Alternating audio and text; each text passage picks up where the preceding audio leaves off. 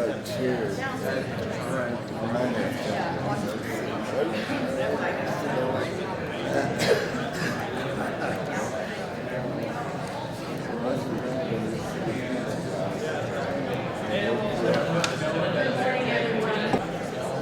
I'd like to call the Public Health and Welfare Committee to order this morning, and our esteemed chairwoman is with her pages, getting pictures, and so I will be starting the meeting. We will be continuing the hearing on House Bill 2044, Bridge to Healthy Kansas, and we heard from proponents yesterday. And today we will hear from both opponents and neutral. And we have just 4 people testifying, so we'd like to try. We have numerous bills we've got to finish up before the end of the week, so if we're going to start with having half an hour for this. So we've got maybe until 5 after. Okay. So if we can be concise in testimony, that would be helpful. And I will start first with Dr. Susan Mosier. So welcome, Susan. Always good to see you.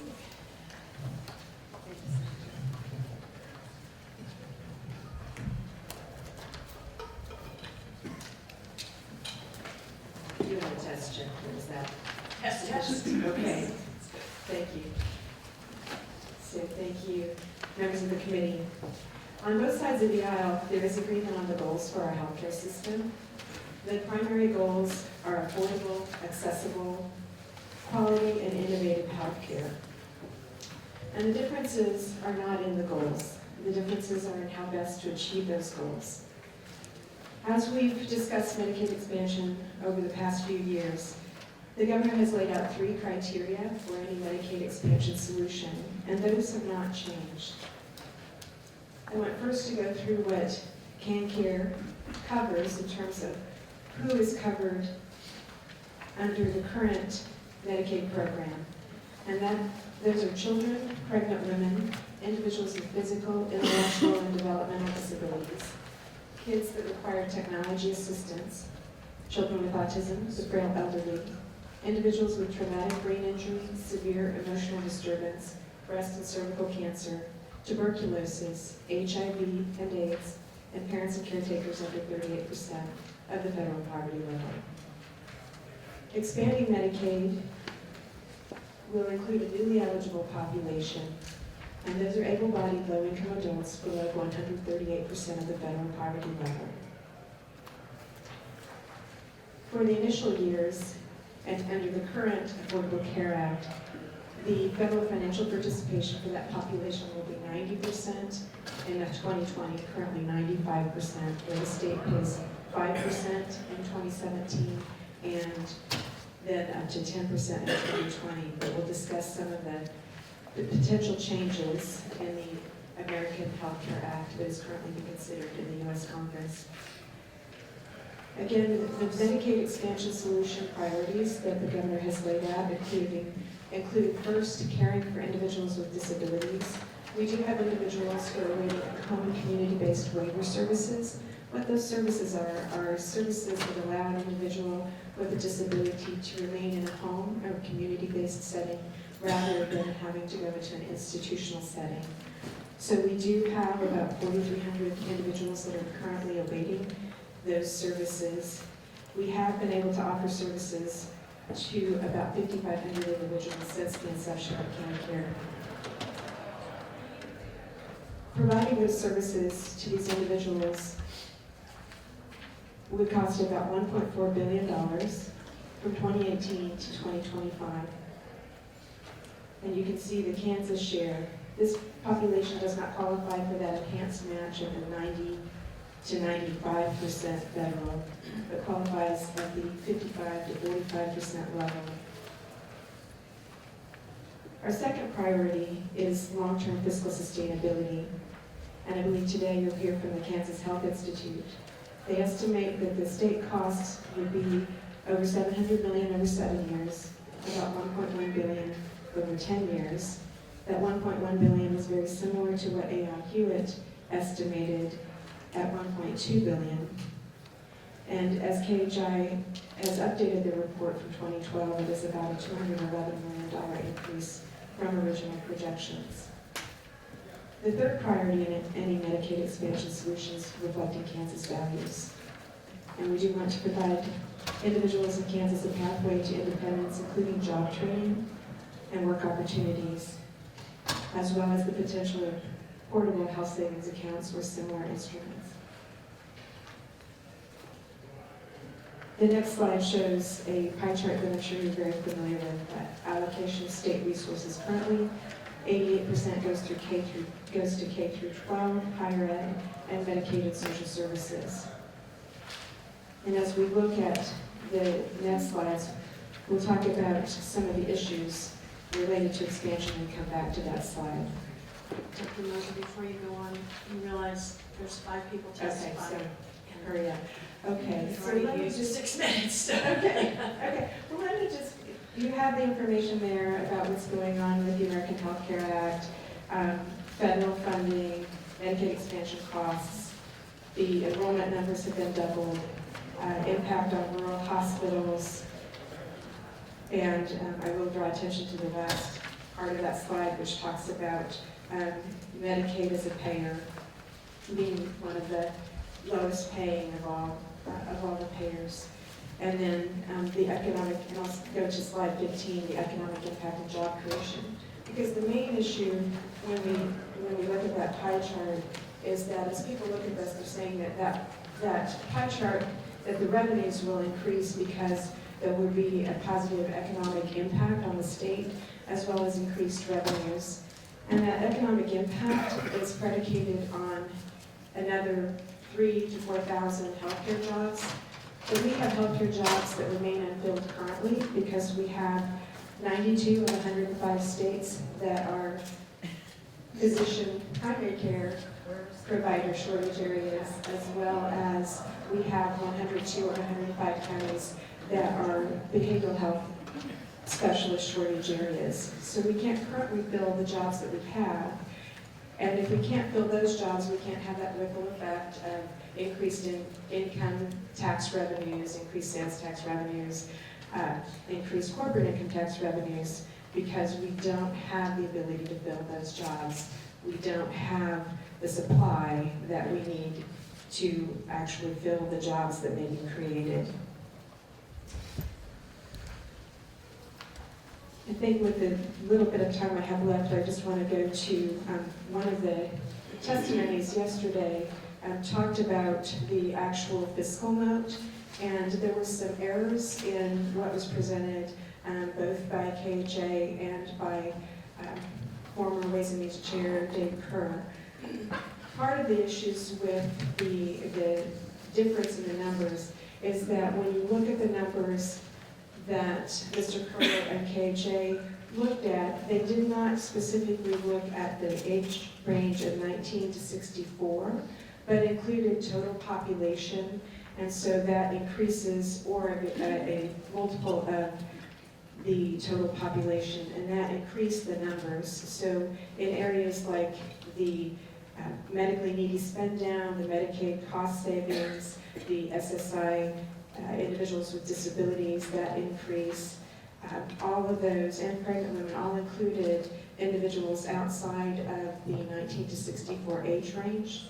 In addition, when you look at medically needy spend down, which was one of the highest dollar amounts, what you see is that when we talk about the medically needy, the vast majority of those individuals are elderly. They're 65 and above, so they should not be included in the calculation, including their Medicare Part A and Part B buy-in. When we do that buy-in, again, Medicaid is paying for it, but it's paying for an individual who's 65 or above. These individuals, again, are not in the eligible population for expansion. In addition, those that are in that age range of 19 to 64, the majority of those are individuals with disabilities who are already on Medicaid. And so, again, that number, that lower number that we have reflects the fact that the vast majority of people in that population do not qualify for the Medicaid expansion population. And I know I'm over my time, so Senator, thank you very much. Thank you for being here, Dr. Moser, and we'll save questions till the end.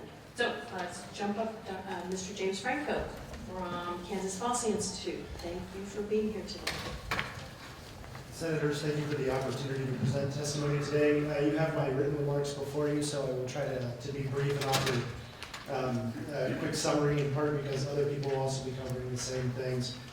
But I want to start with telling you the story of a young boy out of the state of Maryland named Diamante Driver. He died in 2007. And the reason he died is because even though he was a Medicaid patient, he couldn't get access to get a tooth extracted. An infection that started in his mouth, spread to his brain, and he died shortly thereafter. And the only reason that I bring this up is because I think it helps to illustrate the idea that coverage does not equal care.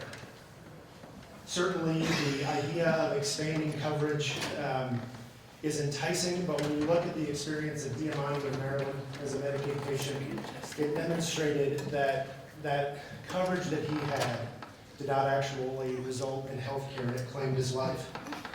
The Washington Post wrote about it and said that only 900 of Maryland's 5,500 dentists actually took Medicaid patients. And in their story they wrote, and even Medicaid's promise of dental care, the problem, his mother said, was finding it. And while this story is tragic, I think it is important to bring up again because coverage does not necessarily equal access to better care. And there's data that supports this beyond just the tragic story of Diamante.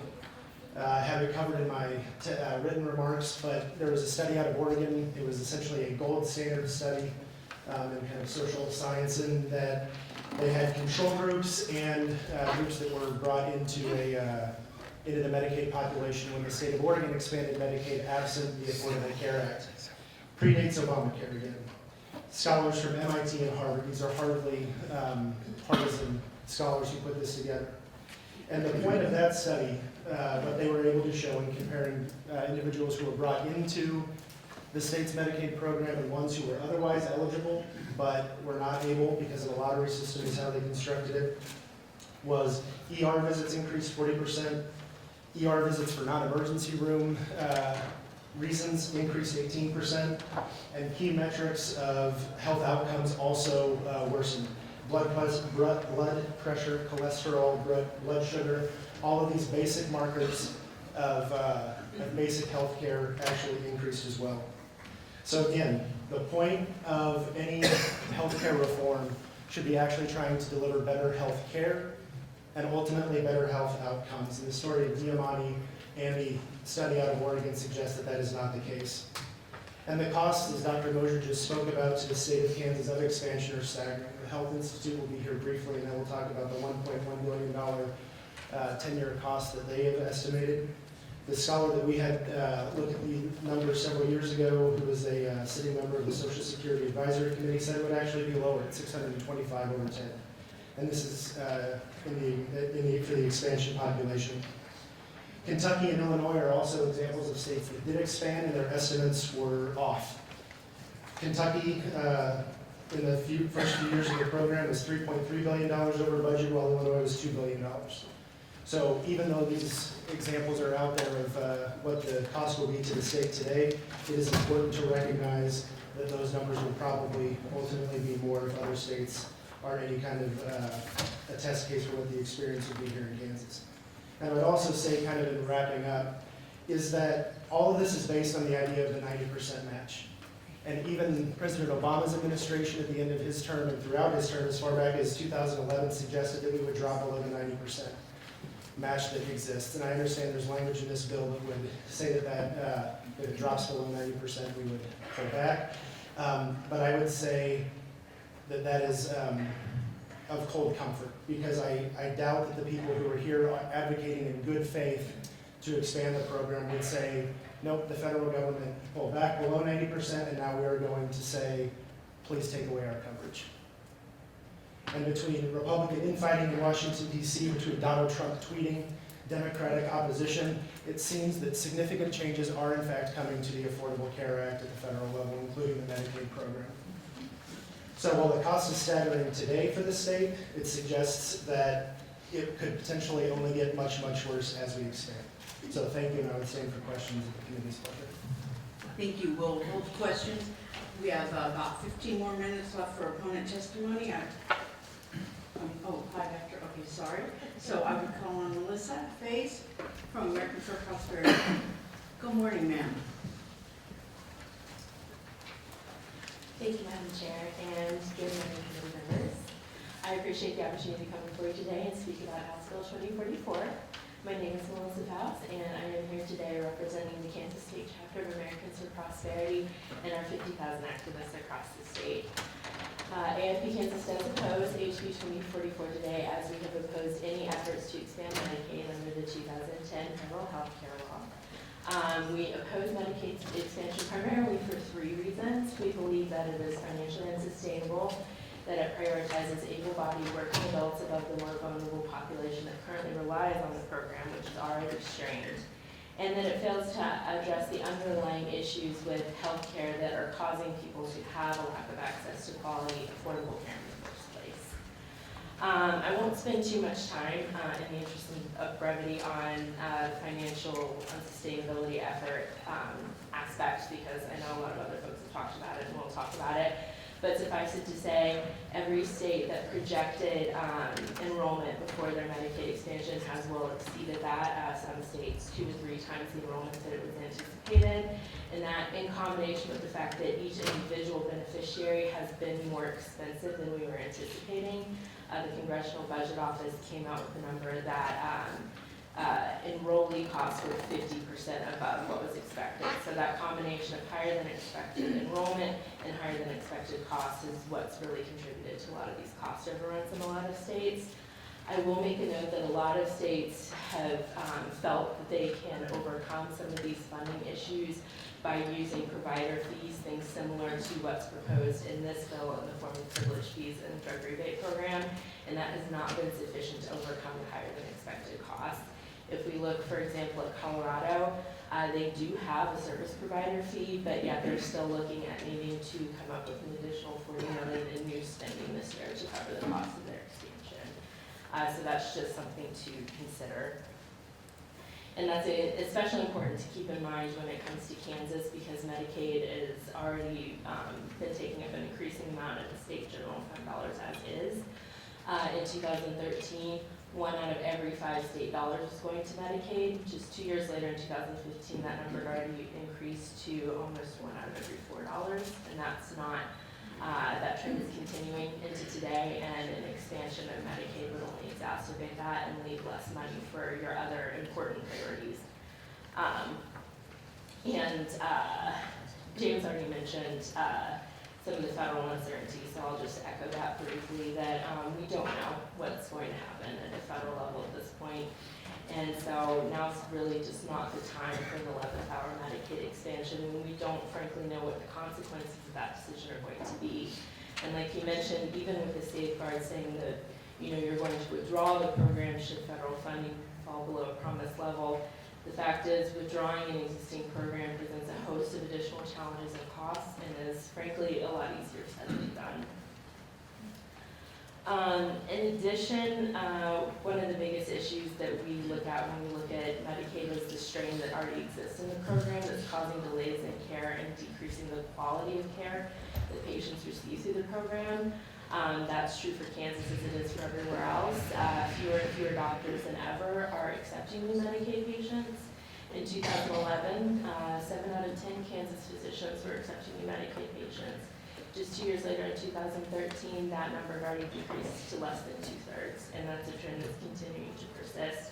And is, if you pour, you know, an additional 100,000 people into the program, more doctors are going to reach that capacity, and Medicaid patients are able to see. And as you get new, highly medically needy people into the program, they're not going to be able to access that care, and it's going to severely affect quality of outcomes. And even when patients do find a doctor under Medicaid, national survey data indicates that they will have to wait an average of 2 weeks to a few months, depending on the type of care that they need. Inspector General report from the Department of Health and Human Services at the federal level found that they surveyed some obstetricians and found that if they tried to schedule an appointment for a woman who is 8 weeks pregnant on Medicaid, often they couldn't get her in within a month or so, meaning that woman would not receive prenatal care within her first trimester at all. And obviously that's not ideal for having quality healthcare outcomes. Part of the reason for this is that Medicaid, frankly, is set up in a way that doesn't yield a lot of benefit directly to the beneficiaries. A study from researchers from Harvard, MIT, and Dartmouth found that for every dollar spent on the Medicaid program, only around 20 to 40 cents of benefit was actually reaching the enrollee. So it may come as no surprise with that sort of return on investment that we see lower healthcare outcomes for Medicaid than we do on private insurance. And indeed, as the Oregon study was mentioned, those individuals did not have better healthcare outcomes than the uninsured. And so for the amount of money that would be spent on this program, it's not a great return on investment. And finally, one thing that I definitely wanted to highlight for you today is a new study that just got released a few weeks ago from the New England Journal of Medicine. It's from a few researchers from the University of Michigan and UCLA, and they studied specifically the effects of this Medicaid expansion under Obamacare. So they looked at the healthcare system in each state in the years leading up to 2014, and then looked at them for the first few years of the expansion from 2014 to 2016. And the key takeaways from that report were, one, that expansion states had longer delays in care versus states that did not expand Medicaid, largely because of some of the issues with match rates and things like that. And then second, healthcare outcomes in expansion states did not improve any more than healthcare outcomes in non-expansion states. So overall resident health did not improve as a result of the Medicaid expansion. So if you're looking at taking on a policy that's A, going to cost a lot of money, not exactly sure how much or how much you can rely on from the federal government, 2 is going to actually increase delays in care for your residents, and 3 is not necessarily going to improve overall resident health. This definitely seems like a moment where you might want to take a step back and go ahead and reject this proposal for Medicaid expansion and craft some policy solutions at the state level that might get to the heart of some of these access, cost, and quality issues. And so with that, I will wrap it up, and thank you for your time to answer any questions. Thank you very much. Next, I have Greg Feister with the Foundation for Government Accountability. Welcome, Mr. Feister. Thank you, Chairwoman Schmidt and members of the committee. Good morning, and thank you for giving me the opportunity to be with you today. My name is Greg Fisker. I'm the Legislative Relations Director for the Foundation for Government Accountability. To begin with, as it was said several times, there's still much uncertainty that exists surrounding the future of expansion. Just yesterday, House leadership released an amendment that would eliminate enhanced matched funding for states that have not already expanded. So it's difficult to say what the ACA and Medicaid expansion are going to look like as Congress continues to work on this issue. But to look at what exists now, so who exactly would be the people that would be impacted? And presently, Kansas extends Medicaid coverage to some of the most vulnerable people in society: qualified pregnant women, children, seniors, and individuals with disabilities. People that, due to life circumstances, are unable to take care of themselves. I know, I'm sure that you know individuals, whether they be friends, family members, or constituents, that fall into that category. People like 10-year-old Skylar O'Brien. Skylar has a rare neurological disease and requires constant care. She's been on a waiting list for the last 9 years of her life, waiting with 3,000 other people in her state for services that they desperately need. Expansion is not for people like Skylar. This is not assistance for someone's elderly grandmother who's struggling to live. This money doesn't go towards the developmentally or the physically disabled. Expansion is an optional inclusionary category of eligibility to a new group of adults between 19 and 64, earning incomes up to 138% of the federal poverty line. These adults don't have disabilities. Most of them are without children and don't work a full-time job. The so-called gap population is a problem within the solution. It's the same problem that many Americans have to deal with after high school and college graduation. It's employment. A full-time minimum wage job is enough to lift them out of poverty. As you know, a number of states have decided to continue down this path, in spite of the obvious, for one reason or another. Whether it's the perception that expansion is an economic boost, that it could save local hospitals, or lead to more jobs. Regrettably for these states, that perception did not translate into reality, and I'd like to address some of those issues today. When considering expansion, each one of those states looked at the problem, studied the projections, and made a decision that this was an expenditure that their state could afford. Unfortunately, they were wrong. We've already heard a couple states, Illinois and Kentucky. In Washington, expansion ran $2.3 billion over budget in the first 18 months. In Ohio, $4.2 billion over budget in the first 2.5 years. In Alaska, expansion is $61 million over budget so far. And these are just a couple of the states. We've reviewed every state that has made their projections publicly available, and actual enrollment was 110% higher, more than double what was expected. Each state surpassed the maximum number that they thought would ever enroll in the program. But one thing that we've seen across the country is that once a state expands Medicaid, is which budget priorities are going to be cut, and then which priorities will be cut again. Because once you go down this path, you become like Washington, Ohio, Illinois, Kentucky, and Montana. Those states didn't have hundreds of millions or billions of dollars in their budget surplus to just redirect to unpredicted expansion costs. Funding for teachers, police officers, roads and infrastructure, and most importantly, the truly needy are the common casualties of expansion.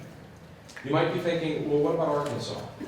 Many people think that Arkansas's plan, mostly called the conservative solution, is an example of a better path forward. But it is an example of one of the worst options, because in virtually every possible way, it prioritizes an able-bodied adult population over people that are struggling to survive. Not only has Arkansas's plan helped put people seeking Medicaid waivers at the back of the line, they're buying private insurance for their able-bodied, working-age childless adult population. Insurance plans that offer greater access and shorter waiting times than what's available for Medicaid recipients. Since 2013, when Arkansas voted to expand Medicaid, 79 people on the waiting list have died. 79 people. While Arkansas claimed that it lacked the resources to provide these people with the very services that the state acknowledged that they needed, it expanded Medicaid to 300,000 non-disabled individuals. This brings us back to the point that expansion fundamentally changes the structure of Medicaid and creates an environment in which two people are now competing for limited resources. When budget cuts become necessary, you or future legislators might have to choose between traditional Medicaid, in which Kansas pays about 65 or 56 cents on every dollar, or expansion, where the state would only pay 5 cents on every dollar this year. I'm not suggesting that this is a cut you may want to make, but it's simple math. The federal government is setting up a dynamic in which the truly needy are the first group on the chopping block because it prevents the greatest savings. We already know what states like Arkansas have done. Remember Skylar, the girl I mentioned earlier? Well, she lives in Arkansas.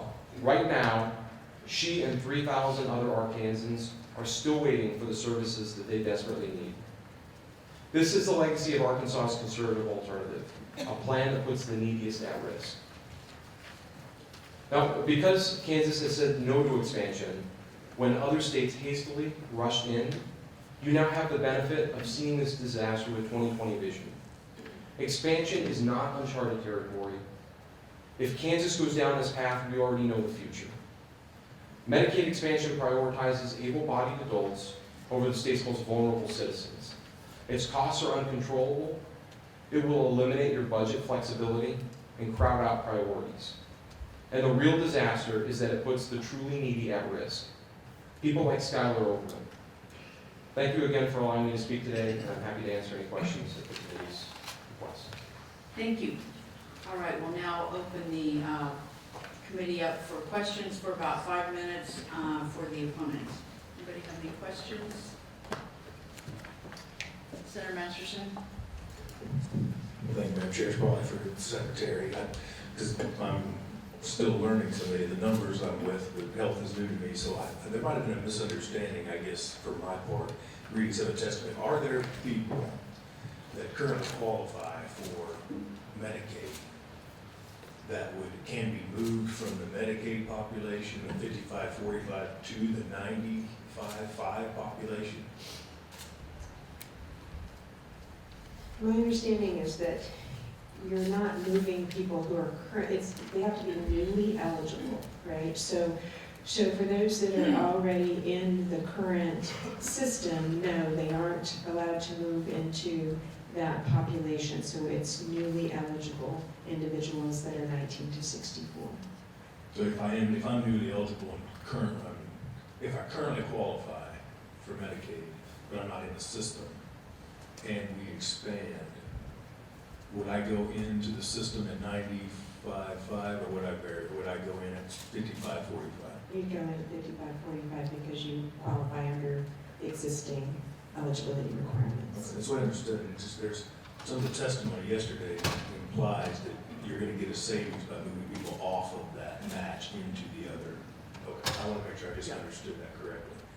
And then you mentioned some testimony that we had yesterday that had numbers down on the savings. It came from former Senator Kerr. When it refers to like a privilege fee increase to the SGF, that appears to me to be the entire fiscal note of the tax.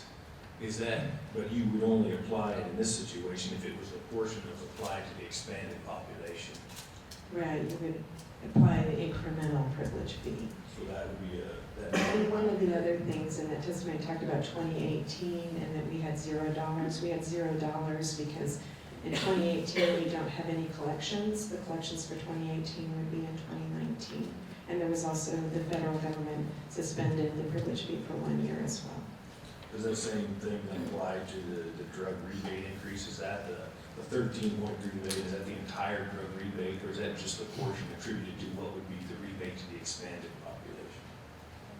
In the analysis, we applied it to the newly eligible population in our fiscal note, but in the KJ analysis and in Mr. Kerr's analysis, they applied a per member drug cost to 50% of the total population. Senator Kelly? Thank you, Madam Chair. Madam Secretary, on page 3 of your presentation, you talk about the newly eligible population as being able-bodied, low-income adults. Do you have any idea how many of those people are actually working at this point that their employers don't provide insurance? I do not have that number. We can get that for you. Do you know how many of these able-bodied folks have mental health issues? In our current population in our state, I don't have those numbers. We have seen that there is I think I've seen numbers around in the 30 to 50% for other states. Okay. So we might be talking about the able-bodied low-income adults between 0 and 138. We might be talking about 50% of those who may have mental health challenges that might make it difficult for them to secure and maintain work. A portion of those. All right, and then somewhere else in your testimony, you talked about, you just have it as a bullet point, something about, you find it, rural hospitals, as if expanding Medicaid would be a negative for rural hospitals. Can you explain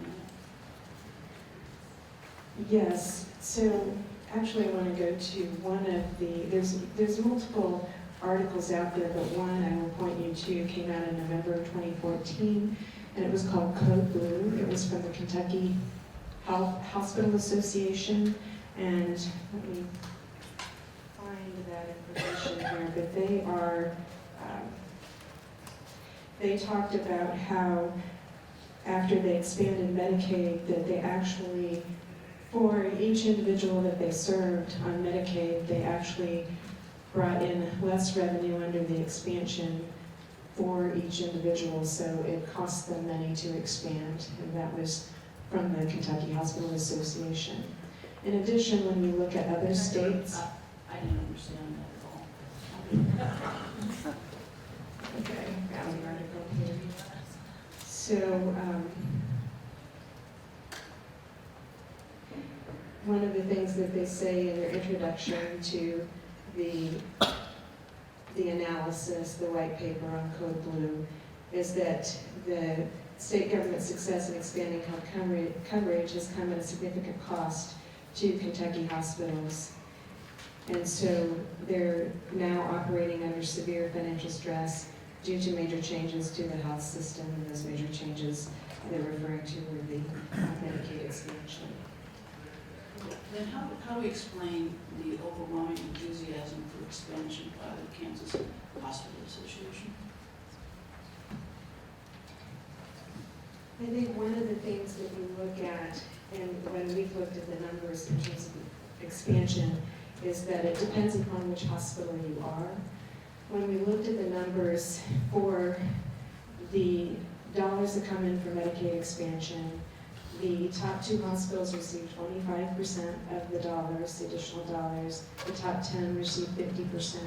When you look at our critical access hospitals, primarily in rural areas, so 83 hospitals, the number ranges from in the $19 to $25 million range. So the dollars, it depends again on which hospital you are. That didn't really answer my question. Why would the Hospital Association, which represents just about all the hospitals, regardless of where they are in the state of Kansas, why would they be so enthusiastic about Medicaid expansion if this would be detrimental to a significant number of their members? I think that when they look at their analysis, that the numbers that they have are seriously flawed. If you look at their numbers, you would think that Medicaid expansion makes sense, but actually I think it would be a good opportunity. And we have the financial effects of Medicaid expansion.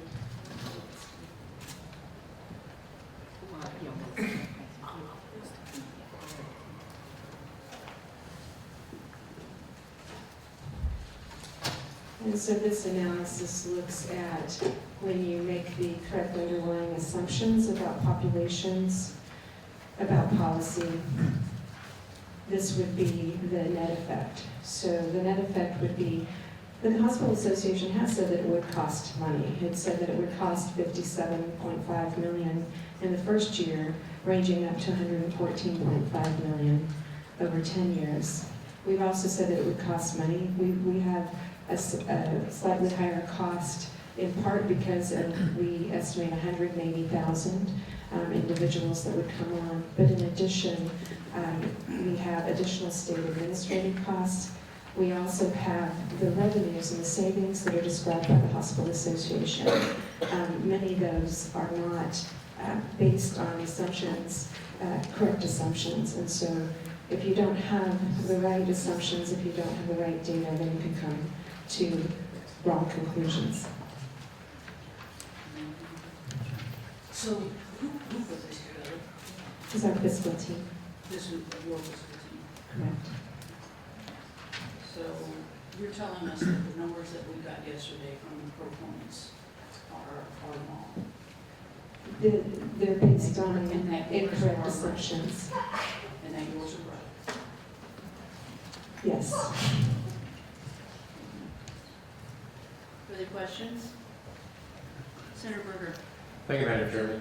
I've got a rural hospital in my district, and according to calculations, Medicaid expansion will be $450,000 for them. They haven't gotten that, so they've gone to a local tax to help support the institution. That's a rural hospital. Do you want to respond? I'll go back to a couple of other issues related to hospitals. One is that as we look across multiple states, we see that rural hospitals are in financial distress primarily because of cuts in Medicare reimbursement. And if you look at what Medicaid pays relative to Medicare, we pay about 70% of Medicare.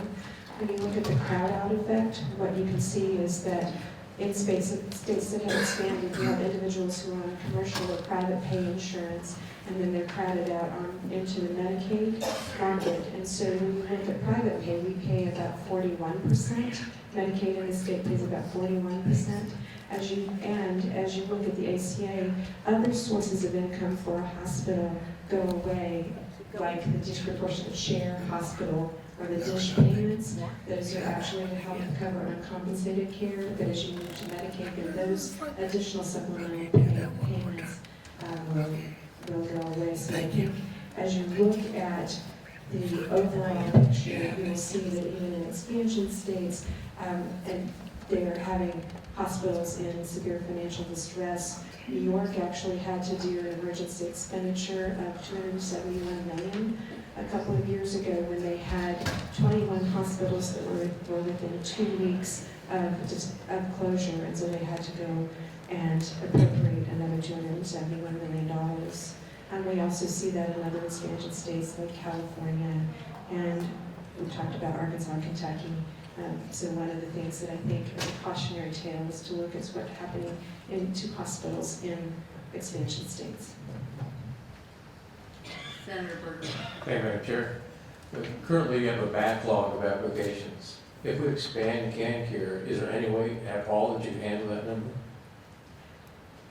Okay, two parts to that. The good news is that in terms of the current backlog, we are down to about 1,500 applications, and anticipated that the application backlog, there is additional backlog in terms of reviews, but the active application backlog will be resolved within the next 2 to 4 weeks.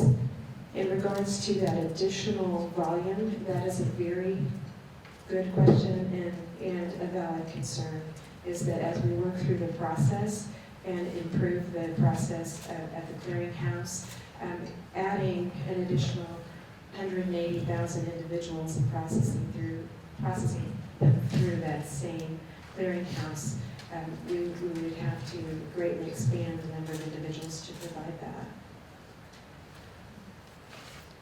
Thank you. Thank you for your response. I think we'll move on to the neutral testimony. Dr. Bob St. Peter, I'm sorry, let me direct your attention to the opponent. Written testimony only, Michael Tanner, the Cato Institute. Now we'll move on to Dr. Bob St. Peter with the Kansas Health Institute presenting neutral testimony, which you know is never really neutral, right? We try to be as neutral as possible, but thank you, Madam Chair and members of the committee. I am Bob St. Peter from KHI. I know many of you, we make every attempt to be a nonpartisan view on health policy issues, want you to get the information to help you make these very difficult decisions, and we've provided a couple of pieces of information to you already. One is a one-page infographic that just describes the population in Kansas by their insurance status. And as you talk about the people and the numbers affected by the policies you make, not just with this, but I think this hopefully will be helpful to you in trying to understand the number of Kansans that we're actually talking about. And I'll just direct your attention to the bottom right-hand corner of the legend there. There are about 264,000 uninsured Kansans right now. And if you look at that bottom right-hand legend, about 39,000 of those people are already currently eligible under current law for Medicaid or CHIP, but they're not enrolled. About 80,000 additional people would become eligible if Medicaid was expanded as currently envisioned. About 135,000 of the uninsured Kansans could currently buy insurance on the marketplace and receive a subsidy depending on their income. And then about 35,000 could buy in the marketplace but would not be eligible for a subsidy. So that's sort of a breakdown of the uninsured population in the state of Kansas. I want to turn your attention now to the second document, which is an update that we put out this fall on the projected enrollment and the cost of Medicaid expansion in Kansas, again, under the straight expansion that's being envisioned in our state. It doesn't include any of the current considerations of the Republican health bill that's working its way through Congress or some alternative Medicaid expansion approaches that other states have taken. I do want to emphasize that the The cost estimate that we have in our report only addresses the direct cost to the state. All of the offsets that you guys have been talking about are not included in our numbers, and we really like it when people use our numbers, but a lot of people are using the cost numbers without the caveat that they don't include any of those potential offsets for the state from the drug rebate, the Medicaid, the managed care fee, and things like state spending on programs that may be able to be reduced if additional people in the state have insurance coverage. It also doesn't include things like increased administrative costs. If you add a bunch of enrollees to Medicaid, it's going to cost the state more to administer the program. So there are some offsetting costs in both directions that are not included in our testimony. Just to try to hit the absolute highlights of this, our model that we've come up with estimates that about 152,000 people would sign up for Medicaid if it was expanded in Kansas, an additional 152,000. Of that, 98,000 are adults and 54,000 are children. So 152,000.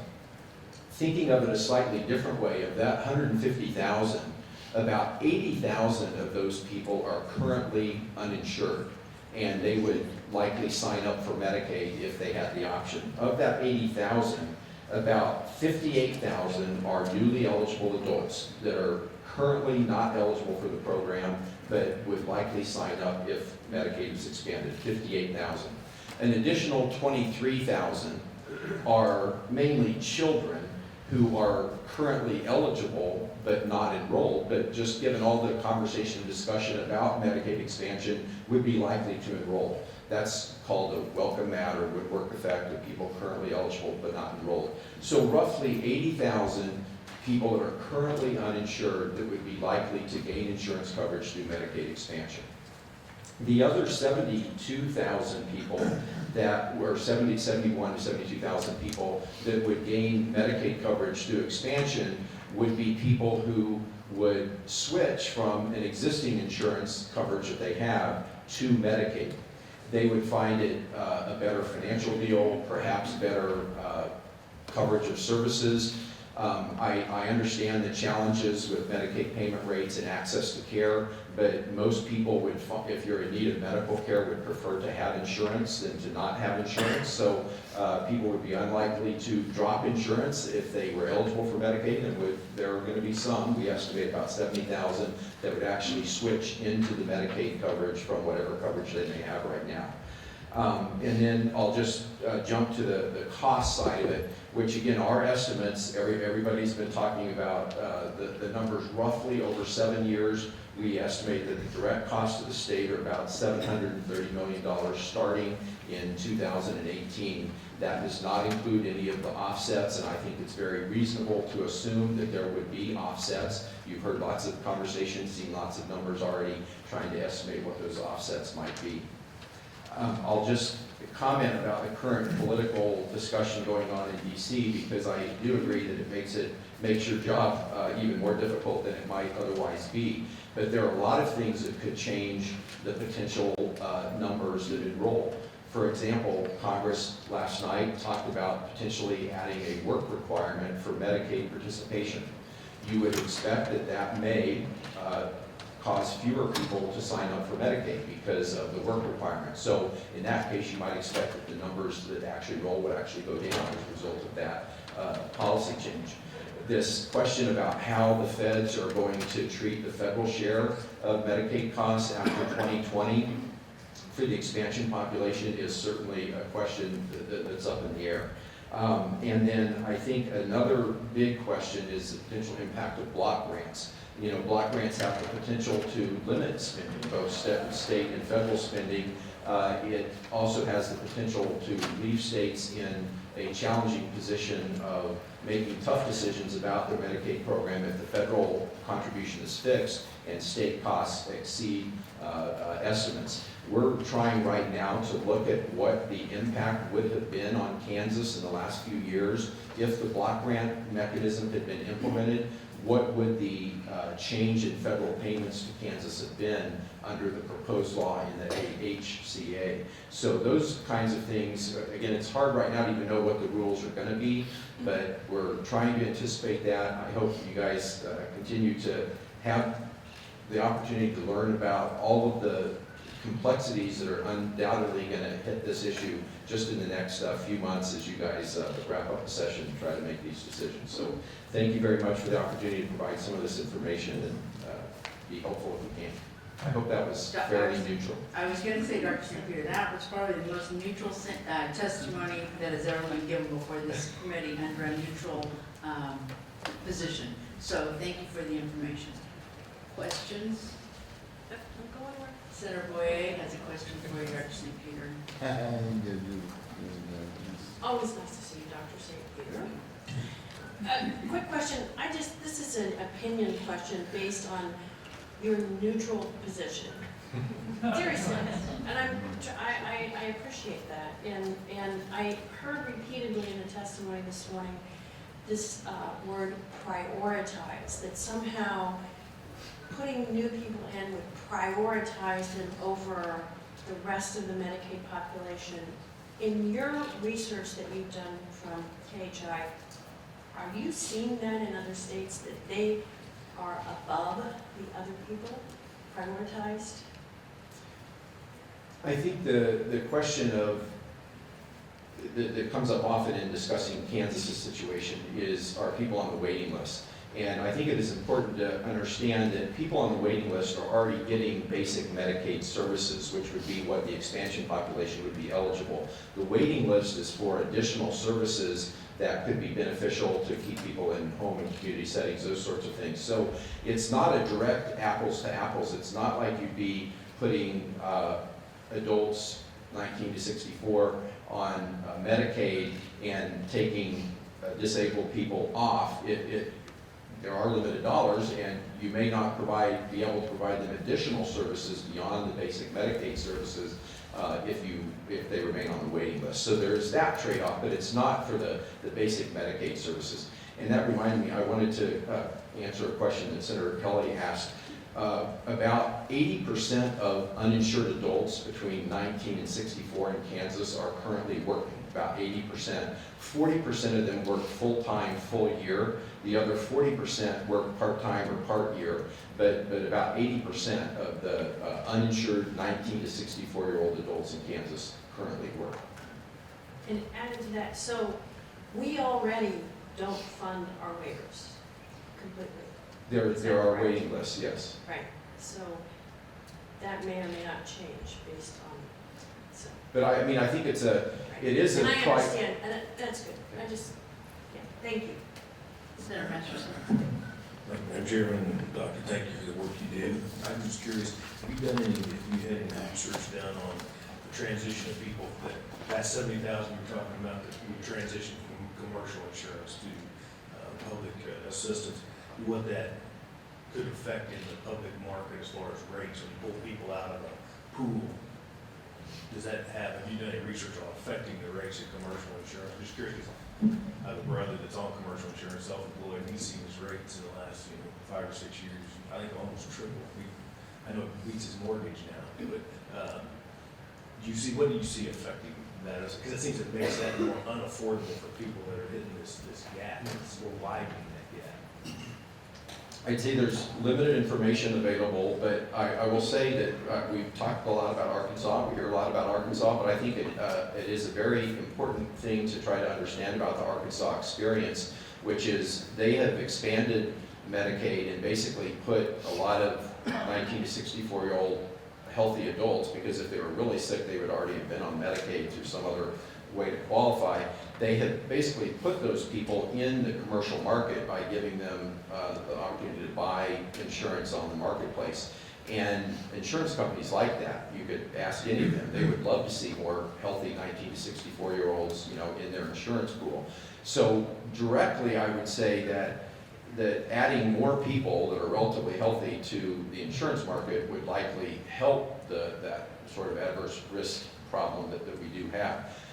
If you're talking about provider payments, there definitely is an issue for providers. If you have more of your patients insured through Medicaid and fewer insured through commercial insurance, you're going to see a change in your, what they call their payer mix, and a slightly higher amount of people coming from that lower payer, which is Medicaid.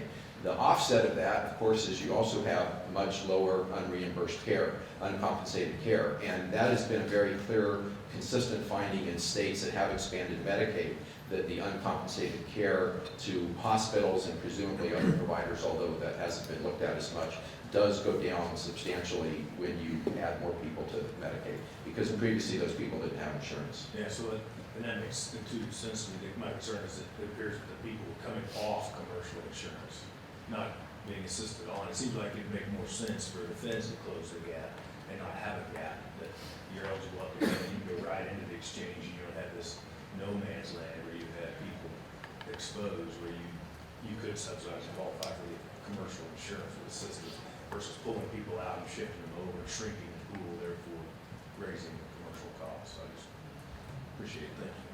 Senator Petty? Thank you, and thank you for being here. I know that the Health Institute has looked at health outcomes, and so there was a comment that had been made that the healthcare outcomes did not improve, but health isn't measured just on one thing, is it? When you look at outcomes, when the rankings for counties are put out in the state, when it comes to health, what all plays into that? Well, lots of things determine how healthy we think we are, and when people measure health at the community level, lots of things can play into that. I think there have been some early studies in Oregon, for example, looking at the health benefits of expanded Medicaid coverage, and I think the early results have been not compelling one way or the other. One of the big benefits is that people that haven't gained insurance in that situation are much better off financially, and they worry a lot less about their financial situation, and that is an impact on health. I think some of the more biological outcomes of health that people are interested in, people are saying it's probably going to take a little bit more time to see in that particular state, in that situation, what the benefits are. But I think it's very clear over many studies over decades that having insurance is good for your health. Having insurance, it may not always, if you have Medicaid, you may not always get exactly to the provider you want on time. There definitely are access issues. But again, I think it's very clear that having insurance is a big advantage in getting care that you need, but it's not entirely sufficient to get the care that you need. There are other things that have to be in place too, like an adequate number of providers, geographic access, all those sorts of things. And just to follow up, so is a 2-year period of time an adequate period of time to be able to look at those changes being positive or negative? In terms of health status? For some, certainly for peace of mind, I think the peace of mind is relatively immediate. If you have coverage and you didn't have coverage before, you're going to feel a lot better about that. And we know that medical costs are the leading cause of personal bankruptcy, so that is a major issue for people to worry about. If you want to know whether having insurance and helping me pay for my blood pressure medication that I take for years and years is going to really affect my heart failure rate, down the road, those things take many years to develop. But as a physician, I would argue that being on regular medication for treating your blood pressure is going to have a lot of health benefits. It may be 10, 20 years down the road, and those kinds of things are very difficult to measure. But again, there's good evidence that having insurance is good for your health. All right. Thank you, Dr. St. Peter. We direct the committee's attention to the neutral testimony provided by Sandra Kimmons, the Director of Economic and Employment Services, Kansas Department for Children and Families. Of the committee, who has a 10:30 besides Ways and Means? Do you have a 10:30?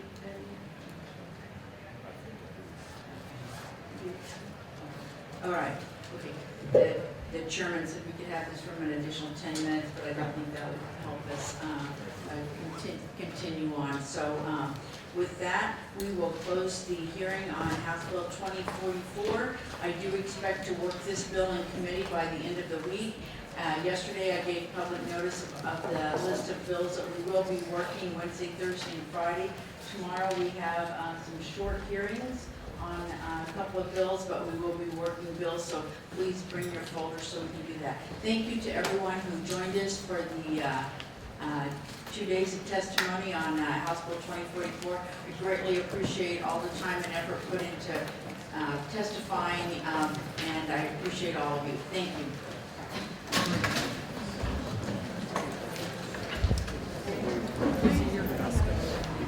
They